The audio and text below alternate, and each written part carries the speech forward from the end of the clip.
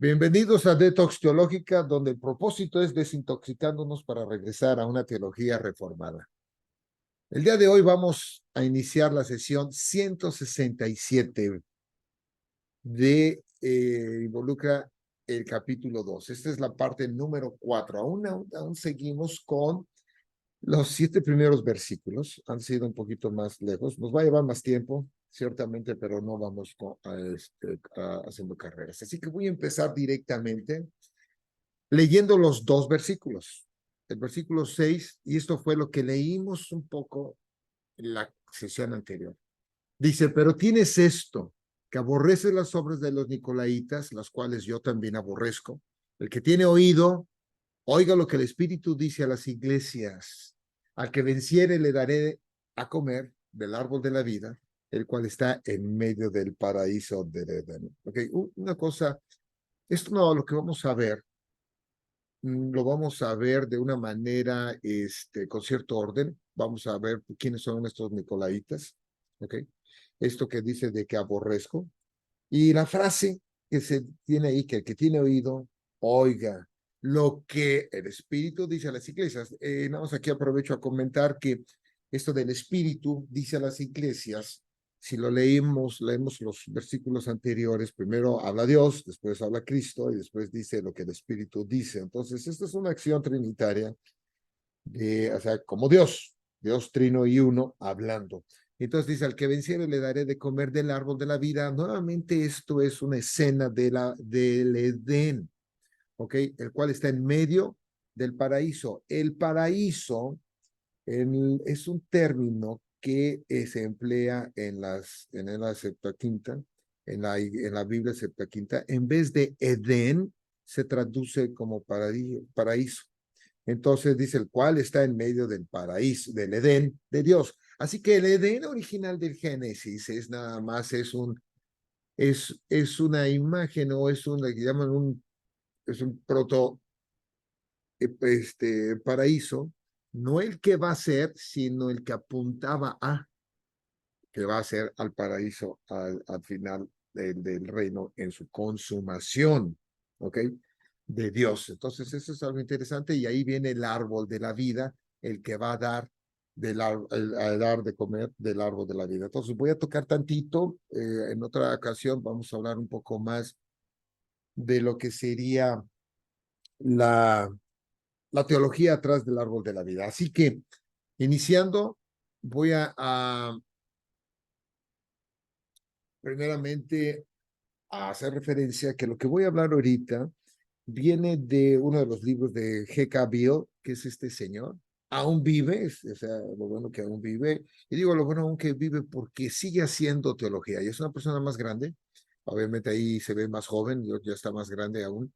Pero es una persona, es un teólogo. Y una de las cosas cuando uno escucha a los teólogos hablar o leerlos, pero más que nada hablar, tienen toda esa libertad de hacer teología, ¿ok? Dominan tantas cosas que lo hablan de una manera, pues, muy libre, ¿no? Y no está tampoco ellos preocupados de que a lo mejor otras personas podrán entender, no, él habla lo que teológicamente, él es un pastor o un teólogo reformado, es un pastor presbiteriano, de hecho, él, y sumamente bueno. Entonces, del lado derecho tenemos, ese es el templo, uno de los es un templo en el cual vamos a hablar un poquito cuando hablamos de los Nicolaitas, pero pongo esta fotografía. Este es un templo de la diosa de Artemisa. Y Artemisa es la que está a la derecha, ¿ok? Es la diosa de la fertilidad de todos estos griegos, ¿no? Que se tiene aquí. Entonces vemos el tamaño que se tenía en este templo, en ese tiempo. Y estaba en Éfeso, ¿no? Y algunos datos a la iglesia de Éfeso. Éfeso se le reconoce por no tolerar a los nicolaitas, y eso y lo vemos ahí, ya que no toleraron los falsos profetas. Probablemente los nicolaitas enseñaban que los cristianos, y esa es una suposición, entonces estamos hablando del comentario que hace G.K. Bill, que a lo mejor enseñaban que los cristianos podrían o podían, ¿verdad?, participar en la cultura idólatra de Éfeso. Éfeso no era una ciudad acá que pensáramos cristiana, ¿no? Sino por todo lo contrario, era una ciudad idólatra, y es ahí donde está la iglesia de Éfeso. Éfeso estaba dominada por el culto de la diosa de Artemisa, que es la que vemos en el templo, ¿no? Y la diosa es la diosa de la fertilidad, y su templo tenía miles de sacerdotes y sacerdotisas que eran activamente, estaban en la prostitución. Entonces, había una degeneración, una cuestión también de inmoralidad en ese tiempo. Y parte de esto es de que al tener toda esta ciudad y tener el centro, que era el templo, todo lo que estaba, digamos, la cuestión económica, la ciudad, giraba en torno precisamente a estas actividades del templo y de toda la cuestión de cultura relacionadas a esta diosa. ¿Ok? Entonces, por tanto, la resistencia que tiene esta iglesia, la presión de la propia ciudad para aceptar aspectos de esta sociedad idólatra, era algo que se le reconoce. Y si leemos ahí en el del 1 al 7, vemos que se le está reconociendo, ha permanecido, ¿ok? No se ha contaminado con ellos, pero aún así lo reprende y lo exhorta, ¿ok? Pero eso lo vimos anteriormente, y aquí el punto que después de que vemos la relación que tienen estos nicolaitas, que los está diciendo que los rechazaron, lo cual no se mezclaron, pero después viene el versículo 7 que dice: el que tiene oído, oiga lo que el Espíritu dice a las iglesias. Entonces nos vamos a centrar en estas frases: el que tiene oído, oiga lo que el Espíritu dice a las iglesias. ¿Ok? Es una frase que al final pues, de este libro, de esta carta, en este caso, a esta iglesia, como así a todas las otras 6 restantes iglesias, se compone de la misma exhortación final.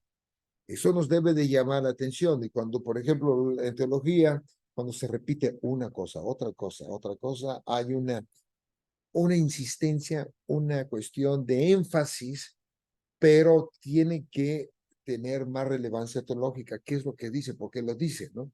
Entonces, esta es una exhortación para esconder lo que se ha dicho en la carta y una promesa de la herencia salvadora.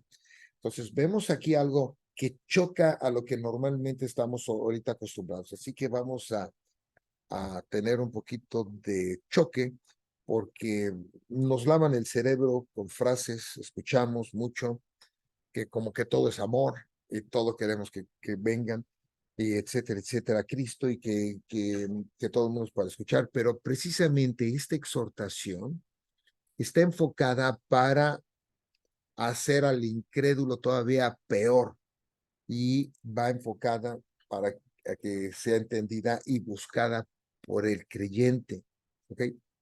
Y lo interesante es que esta es una misma frase que es usada por Jesucristo. Vean ahora la relación, que nos vamos a ir un poco atrás y después nos vamos a ir más atrás. Y lo vemos en Mateo 13, del 1 al 17. Entonces lo voy a leer para que veamos. Voy a empezar. Aquel día salió Jesús de la casa y se sentó junto al mar, y se le juntó mucha gente, y entrando él en la barca se sentó, y toda la gente estaba en la playa, y les habló muchas cosas por parábolas, ¿ok? Observen que les habla ya por parábolas, diciendo: he aquí, el sembrador salió a sembrar, y mientras sembraba, parte de la semilla cayó junto al camino, y vinieron las aves y la comieron. Parte cayó en pedregales donde no había mucha tierra, y brotó pronto porque no tenía profundidad de tierra, pero salido el sol se quemó, y porque no tenía raíces se secó, y parte cayó entre espinos, y los espinos crecieron y los ahogaron. Pero parte cayó en la buena tierra y dio fruto, cual al 100, cual al 60, y cual al 30 por uno. El que tiene oídos para oír, oiga. Observen otra vez la frase. ¿Ok? Entonces, esta frase que el mismo Jesucristo está utilizando en Apocalipsis 3 por medio de Juan, ok, lo está dictando, él ya la había utilizado anteriormente. Entonces, el título que dice el propósito de las parábolas es de esta Biblia. Entonces, acercándose los discípulos, le dijeron, ¿por qué les hablas por parábolas? Vean que en el capítulo 3, apenas aquí les empieza a hablar por parábolas. Anteriormente no les hablaba. Esto es algo que no se observa, ¿ok? Entonces, entonces por eso los apóstoles, los discípulos le preguntan, ¿por qué ahora nos hablas así? Por parábolas. Él respondiendo les dijo, porque a vosotros os es dado saber los misterios del reino de los cielos. Vean qué se refiere al creyente. El creyente se les da el poder entender estos misterios del reino de los cielos, y misterios porque estaban ocultos en ese momento, mas a ellos no les es dado. ¿Quiénes son ellos? A los incrédulos. No a todos se les da, porque a cualquiera que tiene se le dará y tendrá más, pero al que no tiene, aún lo que tiene le será quitado. Por eso les hablo por parábolas, porque viendo no ven y oyendo no oyen ni entienden. ¿Ok? Las parábolas los van a endurecer aún más, los van a hacer más incrédulos. Esto choca con estas ideas de que hay gente que cree que les habla para parábolas para que todo el mundo lo entienda, y es totalmente lo contrario. No lo van a entender y aún así los van a poner todavía más endurecidos. De manera que se cumple en ellos la profecía de Isaías. Ahora observen, Jesucristo utiliza las frases, pero también están en base a lo que Isaías está hablando, que dijo, de oído oiréis y no entenderéis, y viendo veréis y no percibiréis, porque el corazón de este pueblo se ha engrosado. Y con los oídos oyen pesadamente y han cerrado sus ojos para que no vean con los ojos y oigan con los oídos y con el corazón entiendan y se conviertan y yo los sane. Pero bienaventurados vuestros ojos porque ven. Ahora se va a dirigir al creyente, y vuestros oídos porque oyen, porque de cierto os digo que muchos profetas y justos desearon ver lo que veis y no lo vieron, y oír lo que oís y no lo oyeron. Es por eso que ahora nosotros que podemos entender todas estas cosas, somos bienaventurados de esta misma manera que Isaías hablaba y profetizaba y no lo oyeron. Entonces, dice, esto mismo lo tomó de Isaías 6, del 9 al 10. Y dice en el nuevo, y dijo, anda y di a este pueblo, oíd bien y no entendáis, ved por cierto, mas no comprendáis, engruesa el corazón de este pueblo y agrava sus oídos y ciega sus ojos, para que no vea con sus ojos, ni oiga con sus oídos, ni su corazón entienda, ni se convierta y haya para él sanidad. Es una nueva instrucción que Dios le da a Isaías del capítulo 6, bueno, no el capítulo que en ese capítulo, pero vemos que lo que se lee en este capítulo 6 en adelante cambió el mensaje. Lo voy a leer otra vez porque es central. Y dijo, anda, ¿ok? Dios le está dando esta orden, que este comando, y di a este pueblo, oíd bien y no entendáis, ved por cierto, mas no comprendáis. Los está engrosando, engruesa el corazón de este pueblo. Le dicta a Isaías que el plan de esto y el propósito es engrosar el corazón del pueblo y agravar sus oídos y ciegos sus ojos para que no vean con sus ojos, ni oigan con sus oídos, ni su corazón entienda. Los va a dejar aún peor, ni se convierta y haya para él sanidad. Vemos que esto mismo, Jeremías hace lo mismo y Dios les dice igual. En el 21, en el 20 dice, anunciad esto a la casa de Jacob. El profeta lo único que hacía es decir lo que Dios dice. Dios se comunica con el profeta y a través del profeta, el profeta habla y se lo dice al pueblo. Y al revés va a ser el pueblo hacia Dios, utilizaba la función del sacerdote. Entonces, anunciad esto a la casa de Jacob y hacer que esto se oiga en Judá, diciendo, oíd ahora esto, pueblo necio y sin corazón, que no tiene ojos y no ve, que tiene oídos y no oye. A mí no me temeréis, dice Jehová, no os amedrentaréis ante mí, que puse arena por término al mar, por ordenación eterna, la cual no quebrantará. Se levantarán tempestades, mas no prevalecerán, bramarán sus ondas, mas no lo pasarán. No obstante, este pueblo tiene corazón falso y rebelde. Se apartaron y se fueron. Tremendo, ¿eh? El capítulo 5 es para dar miedo realmente, porque después lo que habla está muy fuerte. Este, es una lectura no apta para todos, pero por lo duro que habla, ¿ok? En esto. Pero vemos aquí que Jeremías se le ha dado ya ahora la orden de hablar y endurecerlos. Ezequiel hace lo mismo. Vean otro profeta. Y son profetas grandes, ¿ok? Los grandes profetas, Isaías son de los profetas mayores, Isaías y Ezequiel, Jeremías también y Ezequiel también. Y vemos aquí en el 27, pero me voy atrás al 24. Entonces entró el Espíritu en mí y me afirmó sobre mis pies y me habló y me dijo, entra y enciérrate dentro de tu casa, y tú, oh hijo de hombre, he aquí que pondrás sobre ti cuerdas y con ellas te ligarán y no saldrás entre ellos. Y haré que se pegue tu lengua a tu paladar y estarás mudo, y no serás a ellos varón que reprende, porque son casa rebelde. Observen que en todo viene esta rebeldía.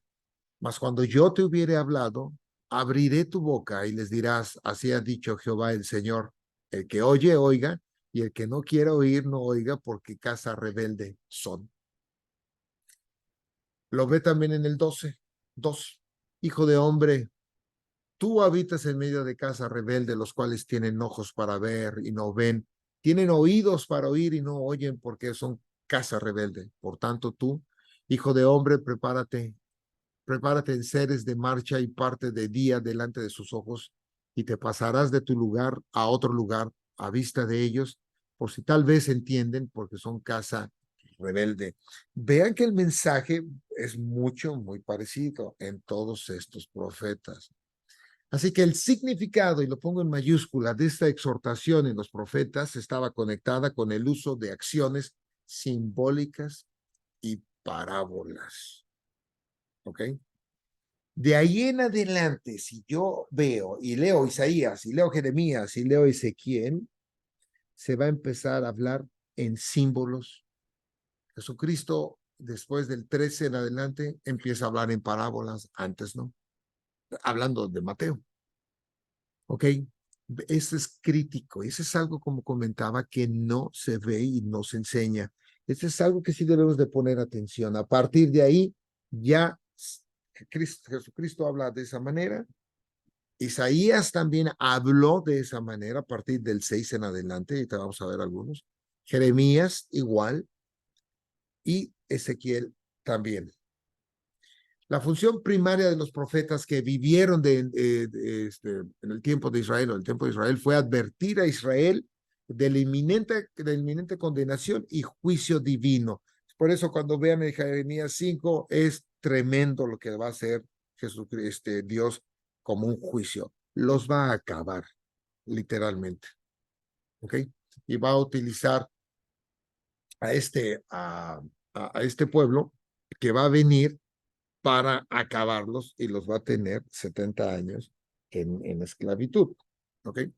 Ellos les daban sus advertencias de una manera racional anteriormente. Antes de todo, trataban de ser racionales con ellos. ¿Ok? Pero estos mensajeros proféticos, en este caso, ¿verdad?, los profetas, tuvieron poco éxito por las alianzas que idólatras de Israel. Por eso, pueblo rebelde, necio. Entonces, una letargia espiritual, lentos.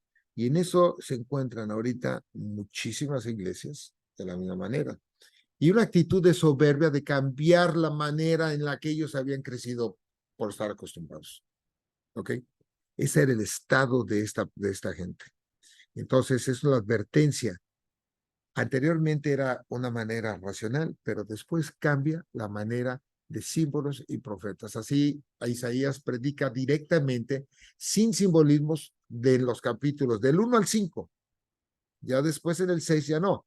Después tiene un encuentro con Dios en el cual se le da una comisión para hacer inútiles los oídos de los incrédulos para que ellos no puedan más escuchar. Isaías 9 al 10. Y voló hacia mí no, esto es famoso, pero fíjense, cómo a partir de aquí voló hacia mí uno de los serafines, teniendo en su mano un carbón encendido, tomado del altar con unas tenazas y tocando con él sobre mi boca, dijo: he aquí, esto tocó tus labios y es quitada tu culpa y limpio tu pecado. Después oí la voz del Señor que decía: ¿a quién enviaré? ¿Y a quién irá por nosotros? Entonces respondí yo: heme aquí, envíame a mí. Y dijo: anda y di a este pueblo, oíd bien y no entendáis, ved por cierto, mas no comprendáis. En este momento, a partir de aquí, utiliza otra manera de hablar. Ya no están, y ya la manera de hacerlos razonarlos así tranquilamente, directo, ya deja de aplicarse. Y ahora, porque no entiende, y los va a enjuiciar, ¿ok? Es parte de este juicio. Entonces, va y los va a partir de y utilizar este lenguaje simbólico y de parabólico, ¿ok? O de parábolas. Engruesa, es el 10, engruesa el corazón de este pueblo y agrava sus oídos y ciega sus ojos para que no vean con sus ojos ni oigan con sus oídos, ni su corazón entienda ni se convierta y haya para él sanidad. No les va a dar oportunidad a ellos en sí. Y yo le dije, por eso, por ejemplo, en Jeremías, a todos estos, y vuelvo al capítulo 5, cuando se trae a este pueblo tremendo, los babilonios, y a Nabucodonosor, o sea, los va si ven, habla de pestilencias, hablan de gritos más fuerte de que una mujer en parto. O sea, es una cosa, es una escena aterradora. Y yo dije: ¿hasta cuándo, Señor? Y respondió él: hasta que las ciudades estén asoladas, vean, asoladas y sin morador. Vean que esto no era una cuestión así que nada más les iba a dar algunas palmaditas en la cabeza, un coscorrón, y no haya hombre en las casas y la tierra esté hecha un desierto. Este es el escenario desolador. Y los invito a leer Jeremías 5 después, hasta que Jehová haya echado lejos a los hombres y multiplicado los lugares abandonados en medio de la tierra. Y si quedare aún en ella la 10ª parte, esta volverá a ser destruida, pero con el roble y la encina, que al ser cortados aún queda el tronco, así será el tronco, la simiente santa. Un remanente que viene por ahí. Bueno, después de esto, su predicación está mezclada con parábolas y acciones simbólicas.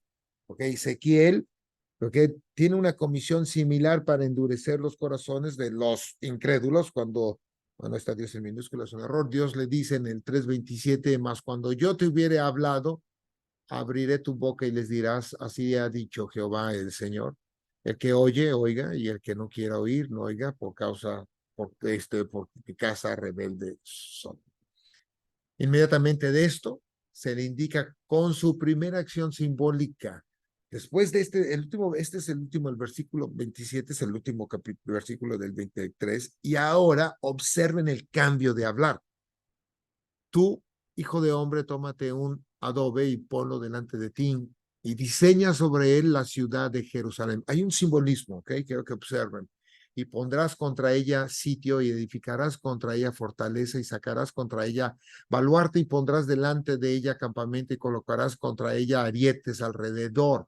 Tómate también una plancha de hierro y ponla en lugar de muro de hierro entre ti y la ciudad. Afirmarás luego tu rostro contra ella y será el lugar de cerco y la sitiarás. Es señal a la casa de Israel. Entonces, vemos que cuando ya empezamos a leer este tipo de profetas, nos olvidamos precisamente de este simbolismo, y si no lo entendemos, qué es lo que está pasando, va a ser más difícil. Y esto está apuntando al libro que estamos viendo.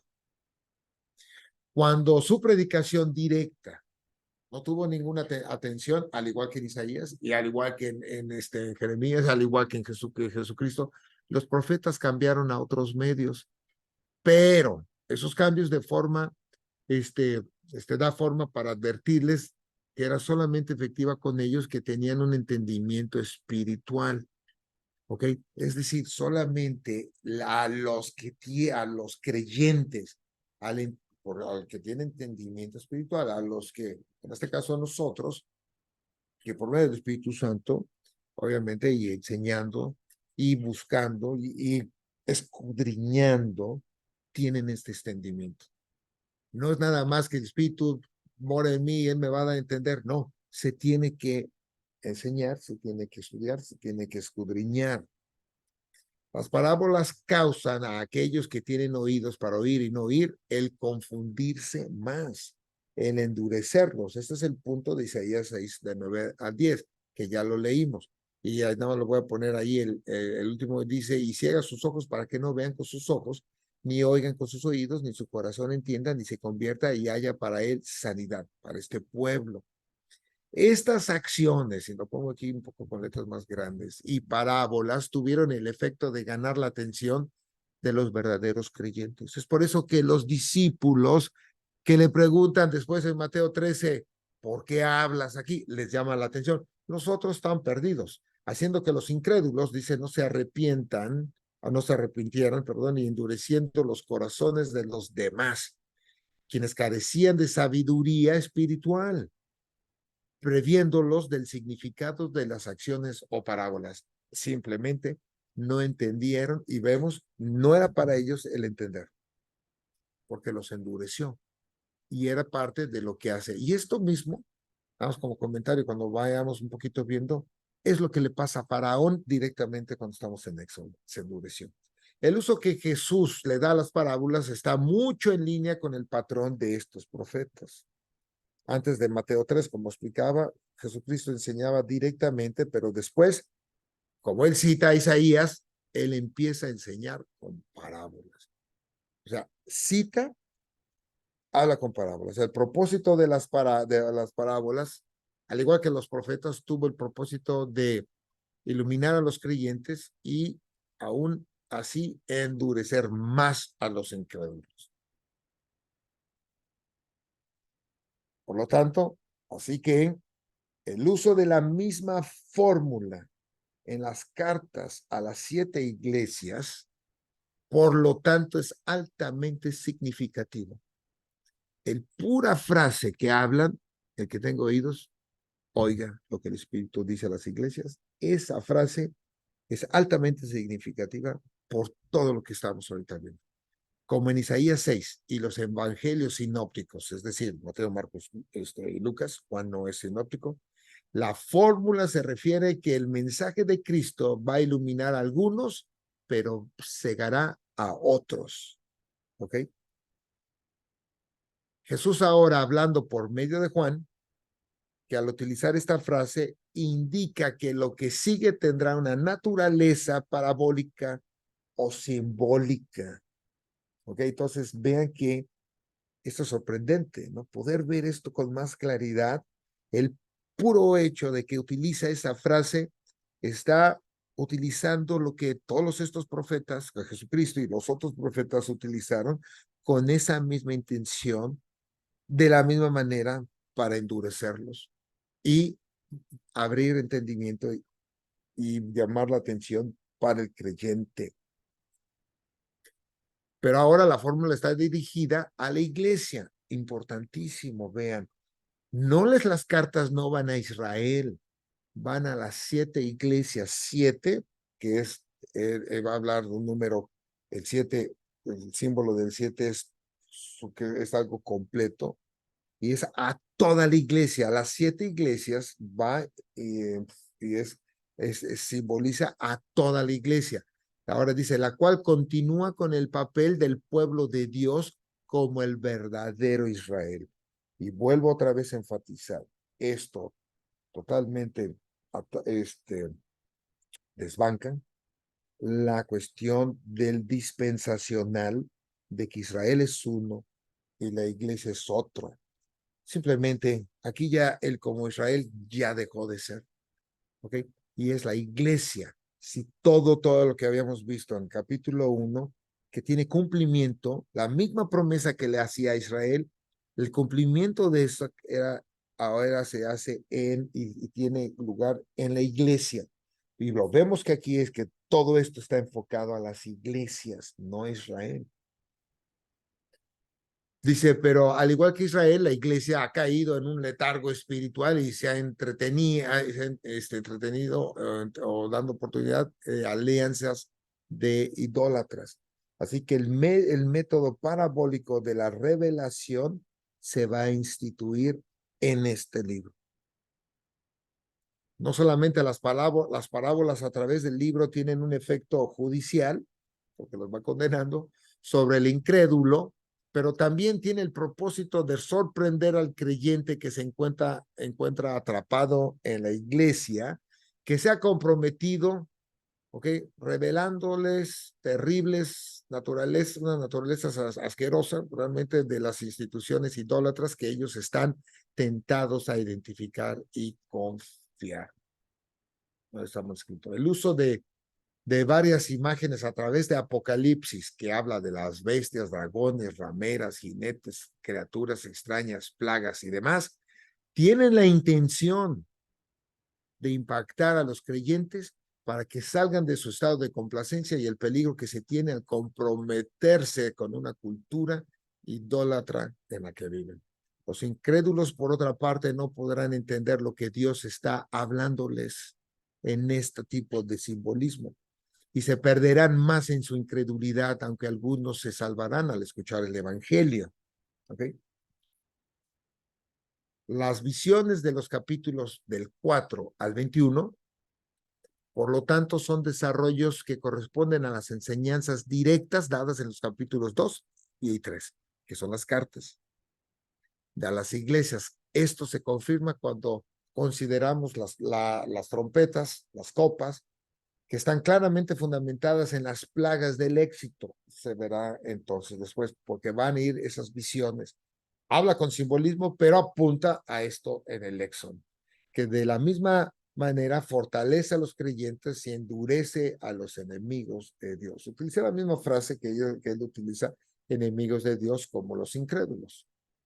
Vencer o conquistar, bueno, aquí antes de todo, enemigos de Dios, porque es precisamente el estado en el que estábamos todos antes de haber entendido y haber sido regenerados. ¿Ok? Y por lo tanto, como dice Pablo en Efesios, éramos enemigos también de Dios. Vencer o conquistar es la condición para cada una de las iglesias para obtener la herencia de la promesa de salvación. Los creyentes deben obedecer la exhortación para perseverar y permanecer fieles. Pero vean que aquí es vencer y conquistar. Aunque cada promesa se escribe diferente en cada carta, todas ellas son versiones de la promesa final del libro para los conquistadores. Esto se ve en Apocalipsis 27. Y el que estaba sentado en el trono, dice en el trono, dijo, he aquí yo hago nuevas las cosas. Y me dijo, escribe porque estas palabras son fieles y verdaderas. Y me dijo, hecho está, yo soy el alfa y el omega, el principio y el fin, el que tuviera sed, yo le daré gratuitamente de la fuente del agua de la vida. El que venciere, y vean otra vez este comentario de vencedores, por eso cuando habla de que nosotros somos más que vencedores, no se refiere a vencer un problema, se venciere al final. El que venciere heredará todas las cosas y yo seré su Dios y él será mi hijo. Eso es parte del pacto. Eso es el mismo pacto que hace con Moisés. Yo seré su Dios y ustedes serán mi pueblo. Y eso es parte de la herencia que nos espera. Pero los cobardes, es el versículo 8, e incrédulos, los abominables y homicidas, los fornicarios, los hechiceros, los idólatras y todos los mentirosos tendrán su parte en el lago que arde con fuego y azufre, que es la muerte segunda. Esta es la condenación eterna. La herencia es inmediatamente explicada que el disfrutar de la presencia pactual entre su pueblo. Esto es precisamente la fuerza de la promesa que se habla en el 2:7, que dice, al que venciere, le daré a comer del árbol de la vida, el cual está en medio del paraíso de Dios. Esta imagen alude a la conclusión del libro como una escena de perdón, en el cual es una clara referencia de la restauración de la humanidad de su estado caído. El árbol de la vida ante la presencia de Dios. Apocalipsis 22, y ese es el último capítulo de Apocalipsis, que dice del 1 al 3, después me mostró un río limpio de agua de vida, resplandeciente como cristal que salía del trono de Dios y del Cordero, en medio de la calle de la ciudad, y a uno y a otro lado del río estaba el árbol de la vida que produce 12 frutos. Vean que el árbol de la vida produce estos 12, veremos qué significan estos 12 frutos, dando cada mes su fruto, ¿ok? Y porque el 12 es un número que habla de gobierno, perfecto. Y las hojas del árbol eran para la sanidad de las naciones, y no habrá más maldición, y el trono de Dios, el Cordero, estará en ella, y sus siervos les servirán.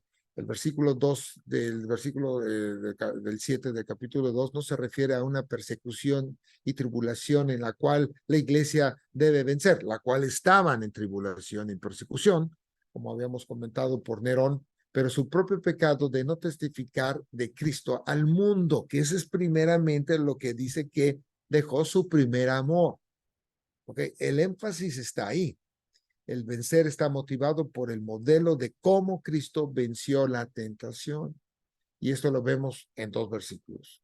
En el 21, capítulo 3, 21, dice, al que venciere, le daré que se siente conmigo en mi trono. Ese es Cristo hablando. Así como yo he vencido. Por eso esa misma de vencedores, se sigue el mismo modelo que Jesucristo como vencedor, y me he sentado con mi Padre en su trono. El que tiene oído, oiga lo que el Espíritu dice a las iglesias. Esa es otra de la manera en que está finalizando otra de las cartas, y obviamente habla igual. El capítulo 5, versículo 5, y uno de los ancianos me dijo, no llores, he aquí que el león de la tribu de Judá, la raíz de David, ha vencido para abrir el libro y desatar sus 7 sellos. Así que les invito a que vuelvan a repetir esta sesión, es importante, y los veo la próxima.